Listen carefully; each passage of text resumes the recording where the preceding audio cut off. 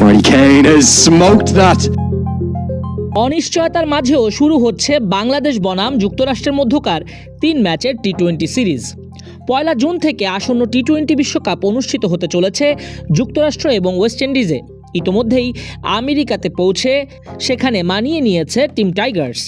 যৌথ আয়োজকদের অন্যতম যুক্তরাষ্ট্রের বিরুদ্ধে টি-20 সিরিজ খেলে বিশ্বকাপের প্রস্তুতি সারবে শান্ত বাহিনী। কিন্তু সেই ঐতিহাসিক সিরিজ আদৌ খেলা সম্ভব হবে কিনা সেটাই এখন ক্রিকেট প্রেমীদের কাছে বড় প্রশ্ন। যাই হোক, আবহাওয়ার উপর তো কারো হাত থাকে না। বাংলাদেশ বনাম যুক্তরাষ্ট্রের মধ্যকার সিরিজটি হওয়ার কথা ছিল যুক্তরাষ্ট্রের হিউস্টন শহরে।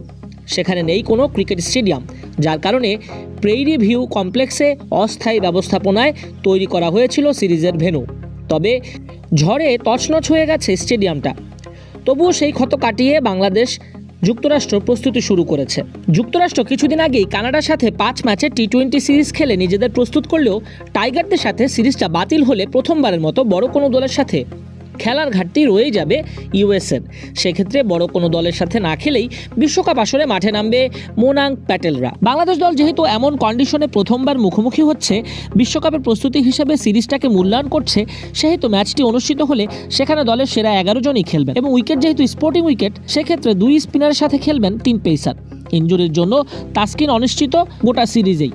বিশ্বকাপের প্রথম ম্যাচ থেকে তাকে পাওয়া যাবে এমনটাই ধারণা করছে ম্যানেজমেন্ট। সেক্ষেত্রে মুস্তাফিজ শরীফুলের সাথে পেস আক্রমণ সামলাবেন তরুণ তানজিম সাকিব। শেখ মেহেদী ও সাকিব থাকা একাদশের বাইরে থাকতে পারেন তানভীর ইসলাম।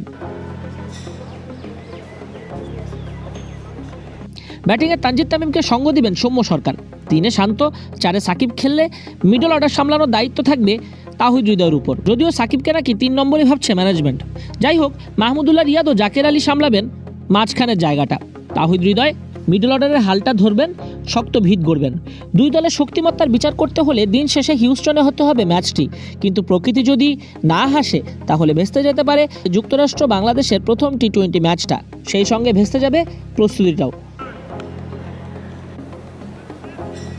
শক্তির দিক থেকে বাংলাদেশ এগিয়ে থাকলেও যুক্তরাষ্ট্র ছেড়ে দিয়ে কথা বলবে না, কারণ দলটাতে রয়েছে বড় বড় কিছু নাম, যারা যে কোনো সময়ে ম্যাচের পরিস্থিতি বুঝে পাল্টে দিতে পারে দৃশ্যপট। তার মধ্যে সাবেক কিউই অলরাউন্ডার কোরি অ্যান্ডারসন একজন। নিঃসন্দেহে দলটার বড় তারকা তিনি, যার রেকর্ডে রয়েছে ওয়ানডে ক্রিকেটের 2য় দ্রুততম শতক হাঁকানোর রেকর্ড।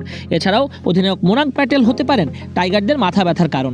কানাডার সাথে সদ্য সমাপ্ত সিরিজে যা করেছেন প্যাটেল, তাতে তিনি টাইগারদের মাথা ব্যথার কারণ হবেন তা নিঃসন্দেহে ধারণা করাই যায়।